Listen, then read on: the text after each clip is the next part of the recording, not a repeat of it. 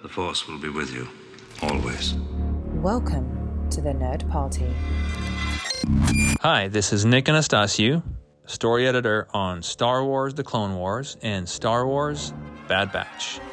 And you are listening to Aggressive Negotiations.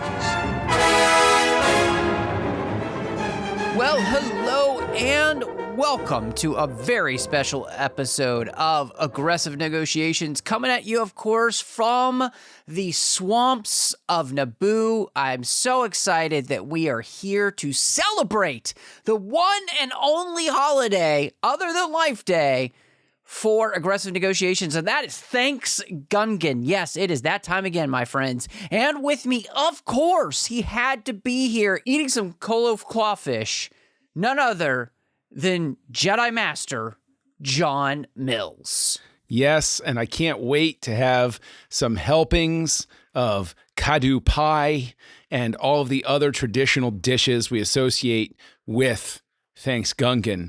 And I got to tell you, Matt, I'm excited to do this because the annual Star Wars celebration of thankfulness that we have here called Thanksgungan is a tradition. It signifies my favorite time of the year when we are given the opportunity to slow down and reflect and encouraged to look at all of the things we should be thankful for, which is something the internet hates to do almost as much as they hate to leave star ratings and reviews for podcasts. It's true. It's true. I think people do hate it because it's been so long since we've had one.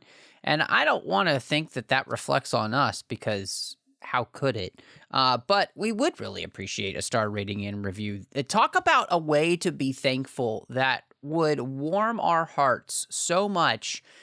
In fact, you don't even understand what that would mean to us. And you know, that actually could possibly be a thing that we might be thankful for next year if we start getting more reviews. I mean, you never know. You could make Thanksgungan's episode next year. That's right. You absolutely could, but that doesn't mean hold on to it. And we are thankful for everybody that already has given a star rating and review. It means the world. Thank you. We appreciate you. And the idea that anybody's even left one for us is truly a great thing. And just encouraging everybody to go ahead and give us all some love. If you'd like, you can record yourself singing a short haiku and send it over to the Jedi Masters over on X Twitter. We would listen to it. We would retweet you. I'm sorry, re-X you? X tweet? I don't know. Rex tweet? What are we even calling it now? Is it repost? Whatever. You know what? We're just going to call it a retweet. We're just going to do it. Retweet. You know what? That works. It's catchy. It's catchy. It's, I agree. Whatever. But yeah, I am thankful for everybody that listens, for everybody that's tuning in right now, and especially for the regular listeners who will reach out to us from time to time, behind the scenes, DMs, whatever. I actually have post Thanksgungan. There are a couple of topics that listeners have reached out about, and we'll be getting to those before the end of the year. Yeah, I can't wait. John, I'm going to cede the floor to you and allow you to begin our Thanksgungan and the things that what was it? What's the thing that stood out the most for you to be most excited about, most thankful for in Star Wars in 2025? It's going to sound silly because the thing I was most thankful for was not the newest thing. The celebration of Revenge of the Sith has been the highlight of 2025 for me. The re-release in movie theaters. I actually got my sorry carcass out to the movie theaters twice in 1 week. This is quite the accomplishment, rarely matched anymore. I have been loving all of the material that has come out. I love the, not just the re-release, but the new version of the novel with the annotations from Matthew Stover.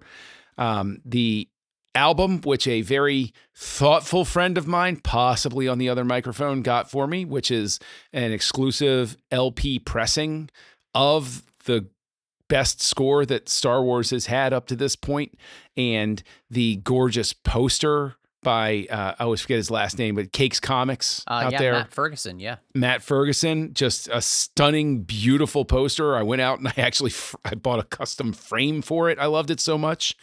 So basically 2025 has been marked for me as a Star Wars fan as a reminder to be thankful that I was alive for what I consider one of the greatest works of film created up to this point, and what remains to this day my favorite Star Wars work, and probably will for the rest of my life, however many years the Lord sees fit to leave me here on the planet.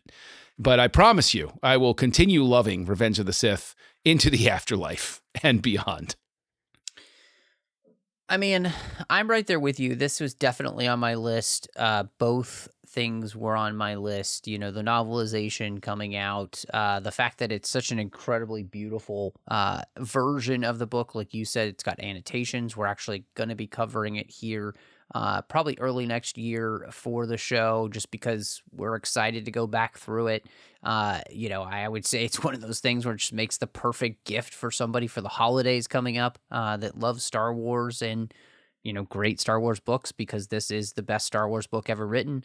And the fun thing about this for me was when it came out, I was actually in Arizona and got to go see this with good friend of the show, Yancey Evans, together with my wife. That's right. Which was a blast. We got to go with him and his grandson, which just an absolute joy to be able to do that, to be able to, you know, and this is the thing, and you know, we celebrate this every year on Thanksgungan together, but, you know, Star Wars has brought both of us some really good friends that we both share, right? And we talk to these people like every day, you know, and Nancy is one of those people that I've known for so long, and that is because of Star Wars. And so to be able to see one of the absolute best things that Star Wars has ever done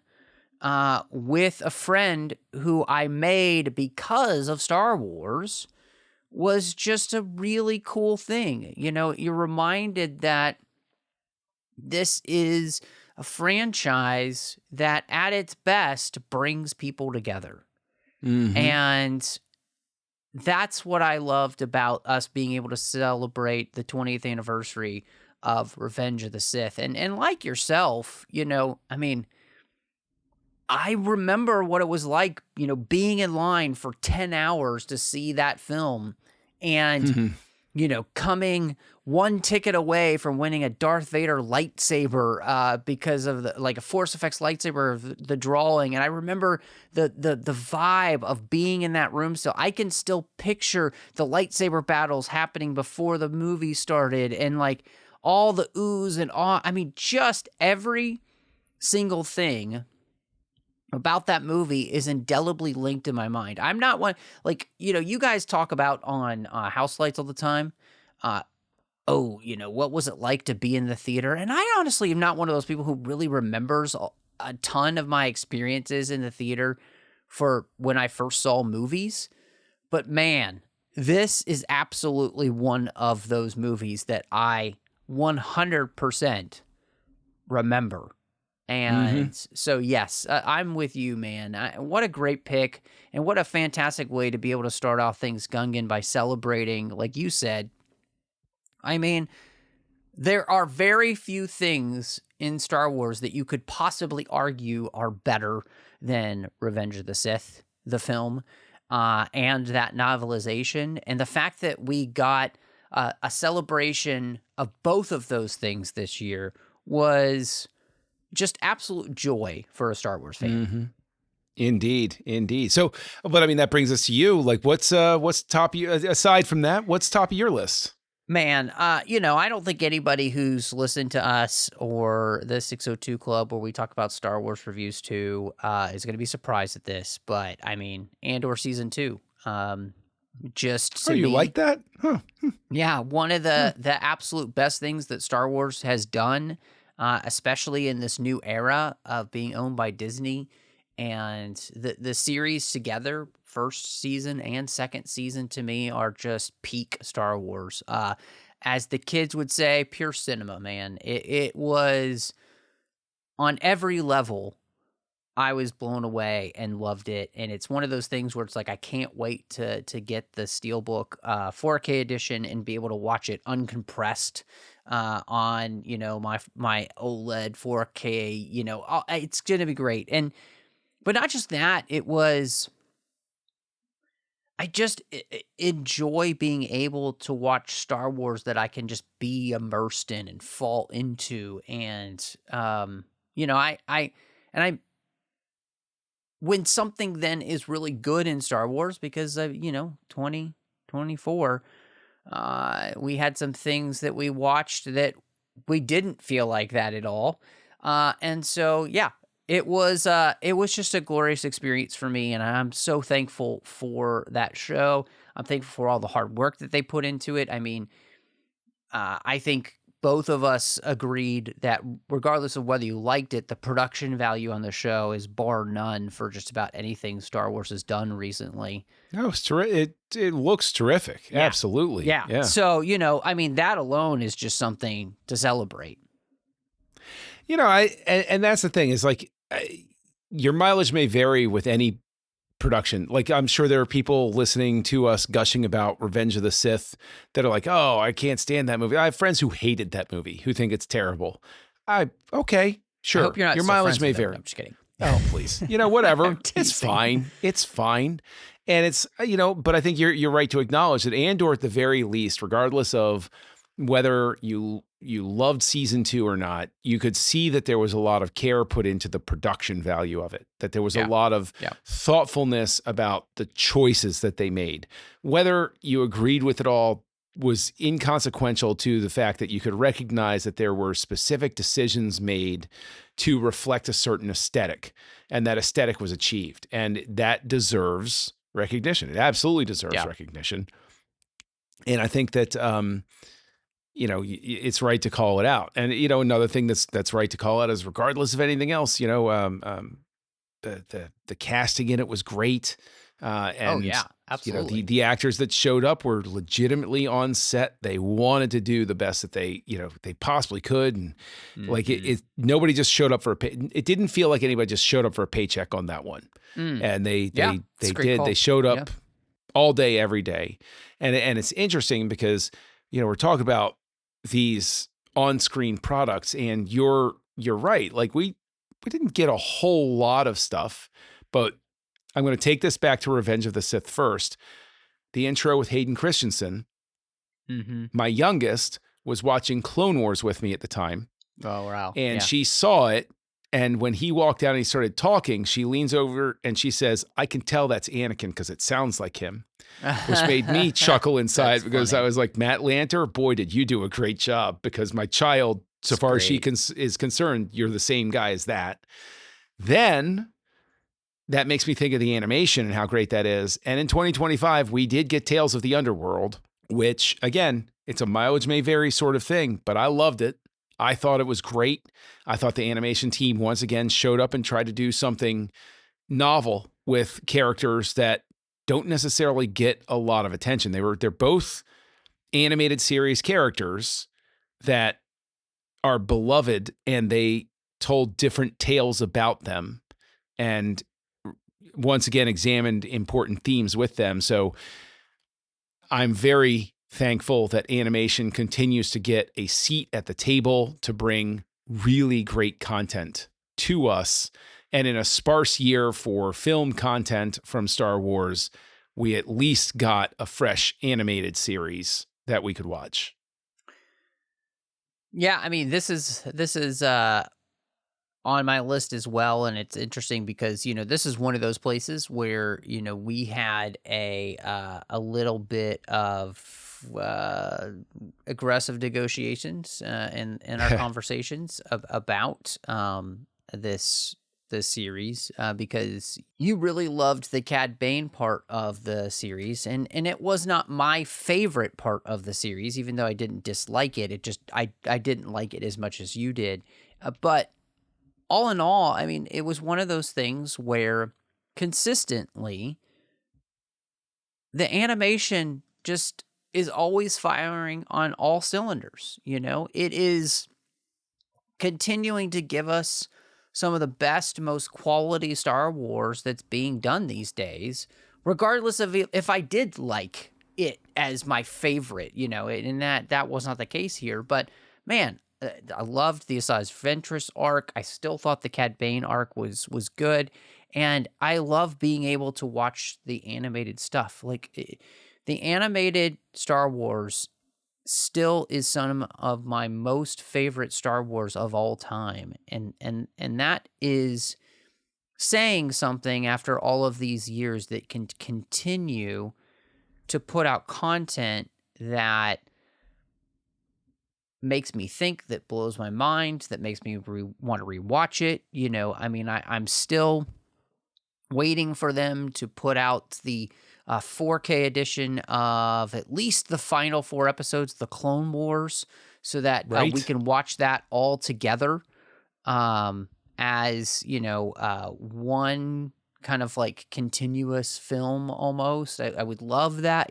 Just like, this is the stuff that deserves to be seen and to be continuously made. And it's one of those places where when we think about having this year, and we know that next year we've got Maul Shadow Lord coming out, and you're like, well, heck yeah, sign me up. I'm thankful for that. I'm thankful that we know that Maul Shadow Lord is coming. That's going to be. There's some high expectation there, but I know that the trailer has already gotten some positive play. But in terms of positive play, what else you got on your list? Well, I want to stick with the things that I liked that came out. So, do you remember my reaction to the Rogue One trailer? My very first reaction. You were more lukewarm than I was. Like, I loved the trailer, and you were more like, I don't know, guys, right? Yeah. So, my first reaction was, what is this, and why is Katniss Everdeen basically in a Star Wars film? Why does this just feel like the Hunger Games Star Wars style? And of course, I ate my words because I ended up loving that film. And the same thing happened with Skeleton Crew for me. The trailer for that came out, and I was like, oh, this just looks like Goonies and Star Wars had a baby in the worst way. Why are they doing this? Come on, guys. Get original. And that ended up being a show that was just so much fun, had so much joy to it, that I, my wife and I, we sat down, we were watching it opening night every night, and we loved it. It was great. Like, it was just such a fun show. And I feel like, it was so well done. And it's one of those things that, and I think the downside of it was just that people thought, well, what does it really matter? Like, it doesn't really add anything. And yet I just really enjoyed it. It was one of those things where I'll be interested to go back and rewatch it and be able to hopefully just kind of pick out all the little elements and things that I might have missed the first time. I'm looking forward to that. And so, yeah, Skeleton Crew was one of those just delightful little things that came out in Star Wars that just warmed my heart the whole time. And not only that, but having Carrie Condon show up as one of the main characters in the season, and then Kelly MacDonald, I loved it. I mean, both of those actresses I'm a huge fan of, and I would love to see more of them in Star Wars. So yeah, John, did you feel the same way about Skeleton Crew? Is it one of those things that as we were getting to the end, you're like, man, that's got to be on the list? Yeah, I see. The thing is, Skeleton Crew, I love that you've chosen it because it bridged 2024 and 2025. Mm-hmm. Like, it was our goodbye 2024 into 2025. It was a great reset button for Star Wars. I actually think that Skeleton Crew was unjustly overlooked for a variety of reasons. Let's not bother getting into them because then we're not talking about what we're thankful for. We're talking about other stuff. But it was a great reset button because I think it actually really captured the soul of what all of the kids in the 80s felt about Star Wars. It really hit that note of this is what it felt like to play Star Wars on the playground. Yeah. There was a lot of imagination behind it. There was no real need to obey canon. It was, if anything, it almost feels canon adjacent as opposed to quote unquote canon. Right? There's nothing about, you're right. There's nothing about it where it's like, oh, this is the missing chapter and what happened to Luke's whatever. No, this is a story that happens there. Yeah. And Yeah. it only works within this universe. And I think that one of the absolute greatest things, for no other reason than Nick Frost as SM-33, that to me is peak Star Wars, is when you have a droid like that on there. That's the moment where I'm like, oh, like that is the childlike wonder and love that I fell in love with Star Wars with. And I think Skeleton Crew matched that perfectly. Yeah, no, I agree. Again, it is one of those things where I can absolutely kind of see where, somebody, it might not be their favorite thing or any of that. And yet for me, it was one of those wonderful little surprises that happened. And like you said, it bridged last year and this year. And so for it to be something that, stuck with me, because we basically started the year with this, and I'm still thinking about it now here as we're recording right before Thanksgiving. Yeah, it's fantastic. So I love that. What else stuck out for you this year, John? Because like we said, not tons of things came out in the Star Wars universe on screen. And so was there anything else that from Star Wars here that you were like, oh my gosh, this really hit it for me? It's tough because I have not been as good a boy about following all of the published stuff as I should have been. It's been an onerous year in some regards, and some of my reading has suffered as a result. I haven't stayed up to date on everything, but I can say that what I discovered was the audiobooks that they have released. Some of them new editions of the old EU stuff. I don't know if it really counts as 2025, but it's when I really got into it and discovered it. And I was really grateful to be able to go back and listen to a fantastic audio edition of John Jackson Miller's Kenobi, which completely rehabilitated my original review of it. Like I was kind of a stick in the mud about it back in the past. And then I come back to it and I listened to it and I was like, oh, this is quite good. I actually really like this.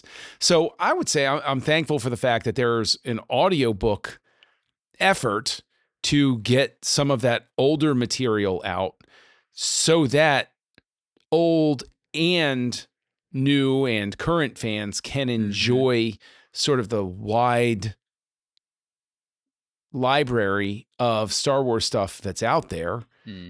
So going to the effort of making new audiobook editions, knowing that we're now in sort of a post-reading world.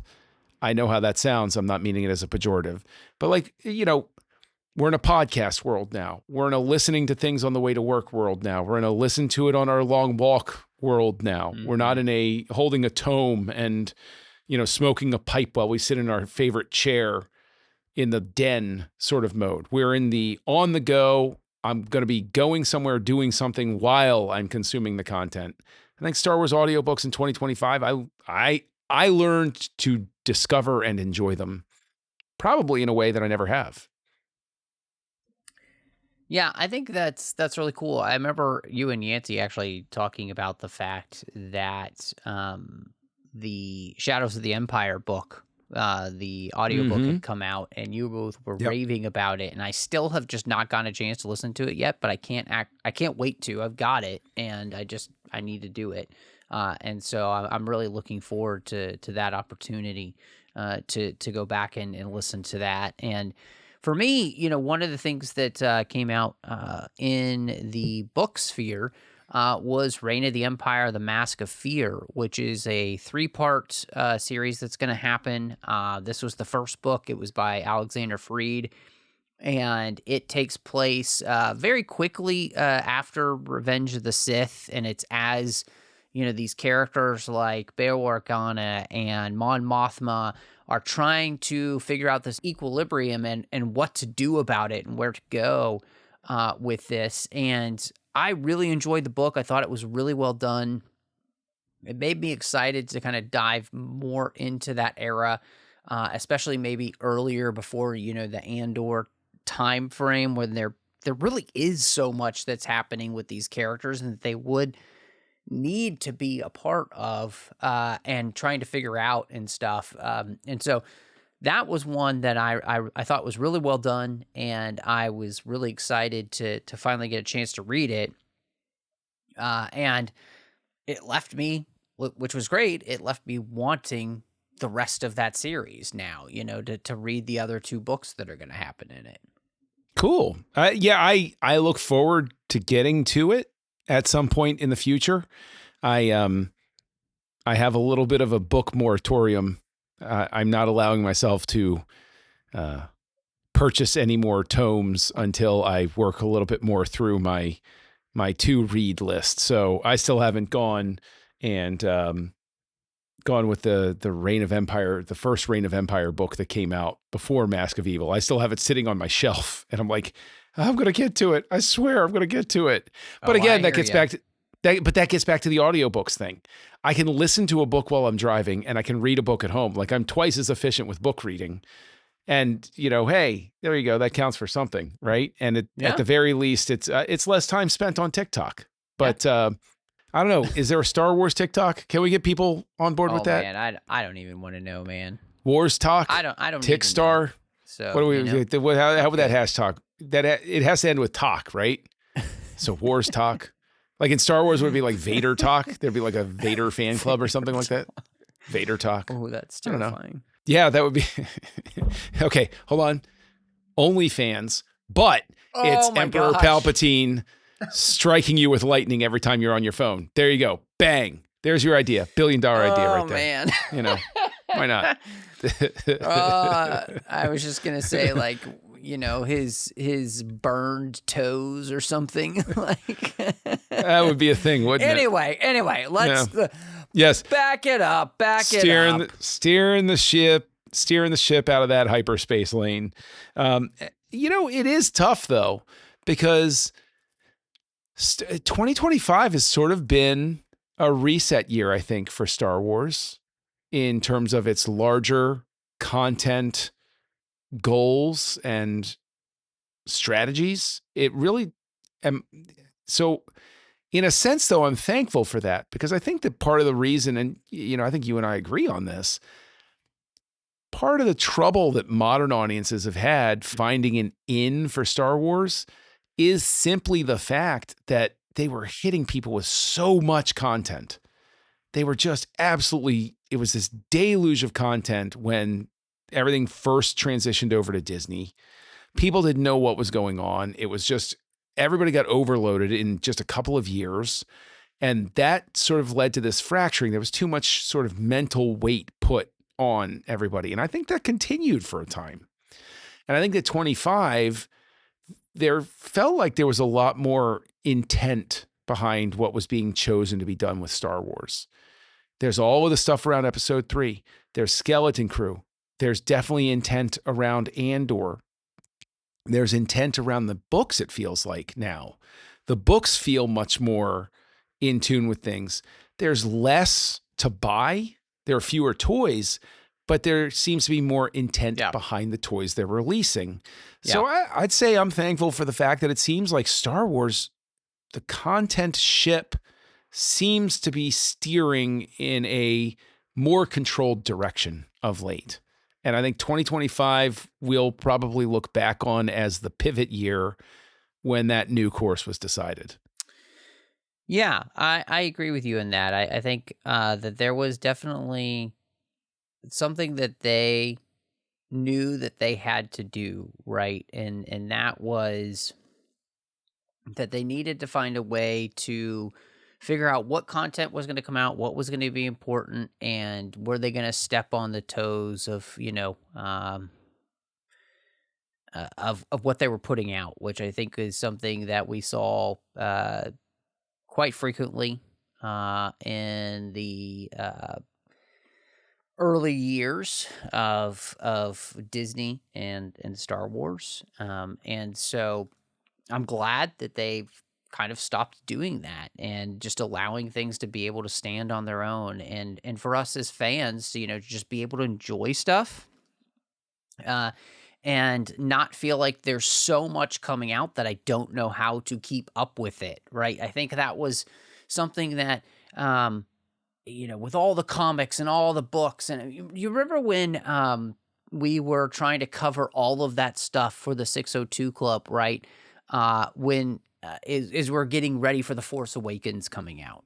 And the deluge of material was just insane, right? We covered it, man. But it was tough. We were putting out an episode, I felt like, every week because there was just so much there. And I think,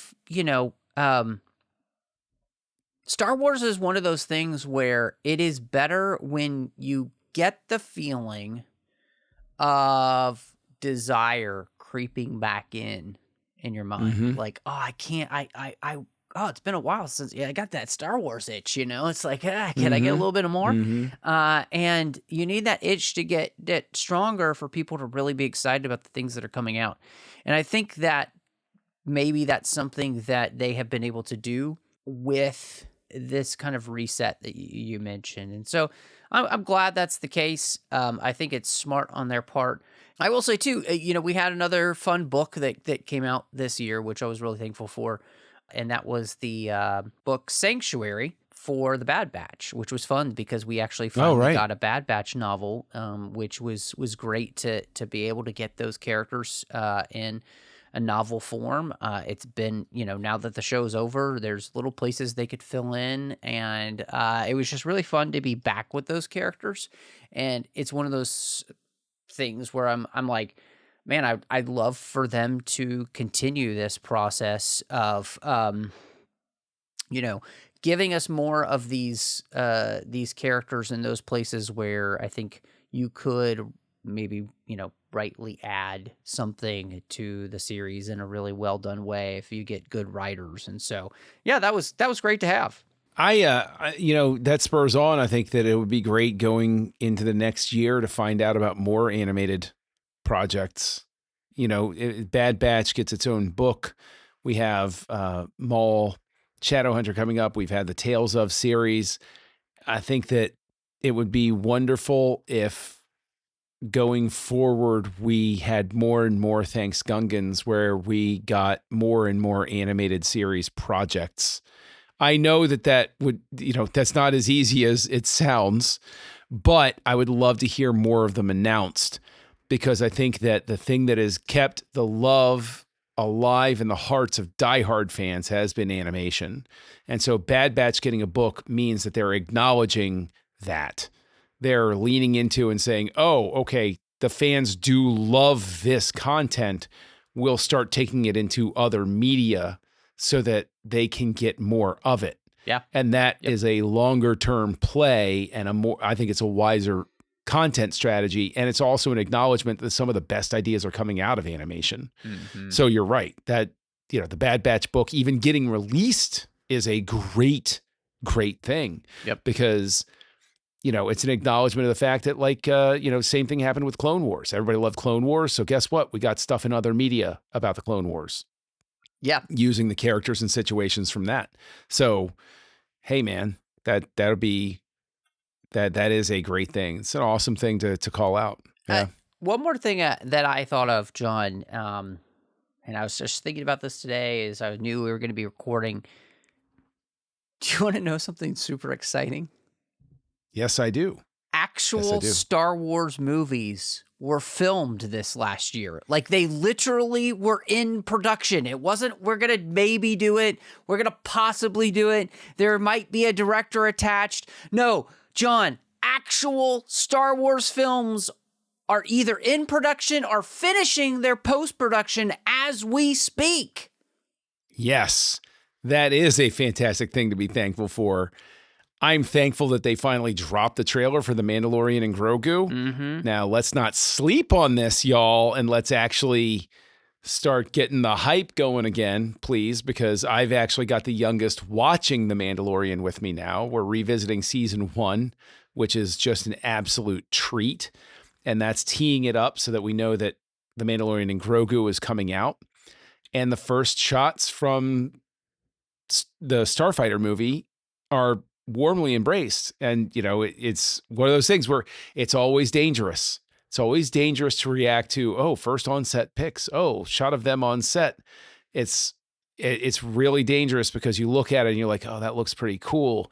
And it stinks because we've been conditioned, not just as Star Wars fans, but as media consumers, to understand that we're being manipulated whenever something like that gets out there. So it's hard to be as excited as I want to be about a new Star Wars movie coming out. But you're right. I'm starting to feel that itch.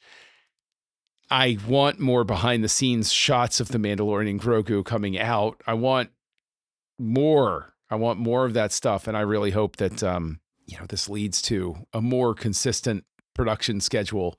Not overload us. Don't overload us. We don't need everything. And another thing I'm thankful for, this is the last one I'll throw out there on the fire for you, is that we know that there's going to be an anniversary re-release of the original Star Wars. And we know that there's going to be a celebration in these United States of America where we are recording this. And we know that you and I are going to be traveling to California to go to this thing. Even if I don't attend Celebration, I'm going to be there. And I'm going to go to the Lucas Museum. I'm going to be there at least for the vibe. You know, even if they sell out Celebration, I don't care. I'm still going to go that weekend. Oh, you're going to go to Celebration. This is this is not a thing. But the thing is, you're going to be but the thing is, it doesn't even matter to me if I do or not. Like that's actually secondary. Like Celebration itself is secondary to me. I want to be there. I want to have it be. I hope that it winds up the way the 1999 Celebration was, that very first one, that Woodstock festival atmosphere of we're all coming together with just pure love and joy in our hearts, and we're just there to have a great time and celebrate and be thankful the way you and I have been thankful here on our, how many Thanksgungans is this now? It's a few Thanksgungans. I mean, how many haven't we been doing this the entire? Yeah, we've done this every season. Of the series entire time. Every time. So what is this? Our 11th? I think so. Which is 11th? Crazy to think like this. I just remember behind the scenes story for everybody. I just remember this being an idea that I was like, John, and this is one of my surprises to you, which was fun, because you're so good about coming up with the surprise topic, and I'm just not as good at it. But I was like, what if we did a thing where every year we did a Thanksgiving episode, but we called it Thanksgungan, which honestly might be one of my best ideas ever. Which it goes to show. It goes to show that your ideas are good, and I'm grateful for them. Sampling that. Yeah, good luck. I'm the one that controls the audio files. Anyway, no, the thing that I love is that Thanksgungan is a phrase that I wish would be picked up buy the official Star Wars that'd be channel. great. I don't even care about getting a little copyright or anything like that. I mean, I'll sue them in court. But like, it's one of those things where I would love it if it became a thing, because I think it's a wonderful idea, and I think it's hashtag material. I think it's one of those things where it's like, I can't believe that we're the only ones with an episode every year called Thanksgungan. I'm like, that's so cool. And I think that speaks to what makes this show so much of a joy this many years later. And the reason we keep doing it is like, we get older, life gets a little busier. Sometimes there's a week or two where we got to take off now and stuff like that. But we're still having fun. And I'm thankful that we're still able to have this much fun with it this much later. We just want more content from Disney / Lucasfilm, because, we got a couple of unique ones coming up at you, but I need to have more stuff to ponder, like Navarro, their city center services, and who ran the plumbing in a galaxy far, far away, those sorts of things. I want to say this too, because and I'm sure that we've mentioned this on a previous Thanksgungan episode, but one of Star Wars has become known as a fandom that is just full of cattiness and complaining. And one of the things that, and it's scientifically proven, that being thankful for things changes your state of mind and your well-being, just mental health wise.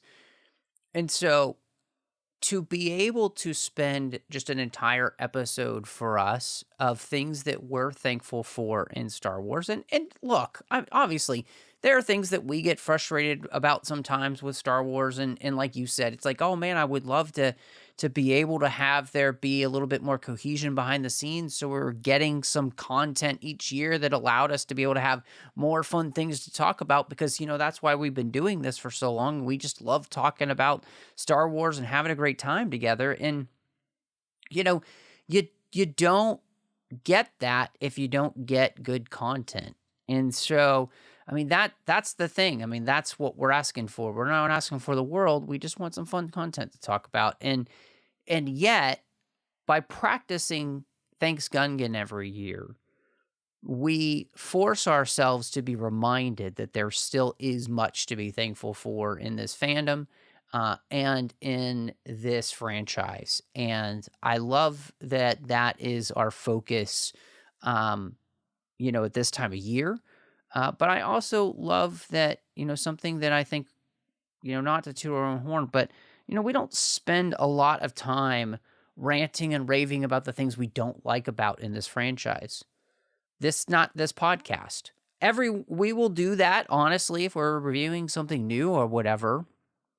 But on a whole, we're not going to spend episodes upon episodes talking about how we hated what they did with Ben Solo, or that the sequel sucked, or then why was that in The Acolyte, or, any of the things, the myriad of things that fans complain about these days. That's just not us, because you get enough of that. So hopefully everybody else out there is enjoying Thanksgungan treats with their family and friends. But John, if people wanted to catch up with the Jedi Master, who I am thankful to do this show with every single week, where could people find you?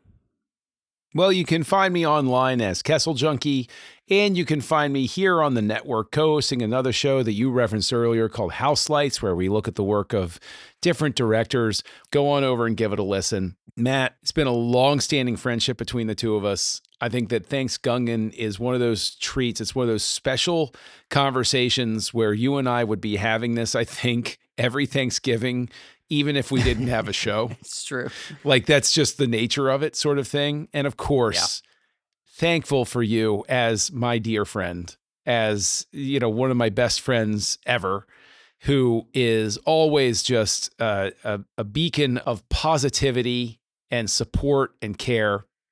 Can't put a value on that. It means the galaxy to an old cynical pirate like myself.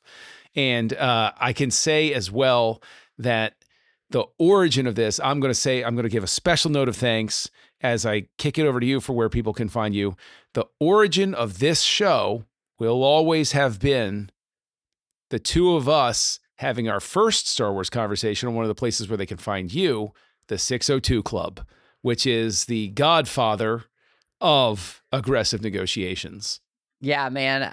The fact that all those years ago we did an episode together about Star Wars, and it really just kicked off our friendship. It kicked off this whole thing. It kicked off, friendships like we mentioned with somebody like Yancey or Nick or these people that have come into our lives and become very dear to us. As Yoda would say, it just brings warm feelings to my heart. And that is 100% sincere. I hope people will check out the 602 Club. You can also find me all over social media under the name Matt Rushing02. Of course, here on the network, I've got a completed show called Owl Post talking about all the chapters of the Harry Potter series, one chapter at a time. And then over on the TFM network, outside the 602 Club, there's a lot of great Star Trek talk that I do with my good friend Chris Jones. And so we hope you will check that out. But from us here at Aggressive Negotiations, John, I think it's time to close these aggressive negotiations because the bells are ringing for Thanksgungan there in Theed, and I think it's time that we run over there and we get that nice Gungan leg. I am going to be first in line for Boss Nass's special swamp salad. I don't know what's in it, but I insist that it's delicious. So, Master Rushing, I agree. Negotiations are closed. Join the revolution. Join the Nerd Party.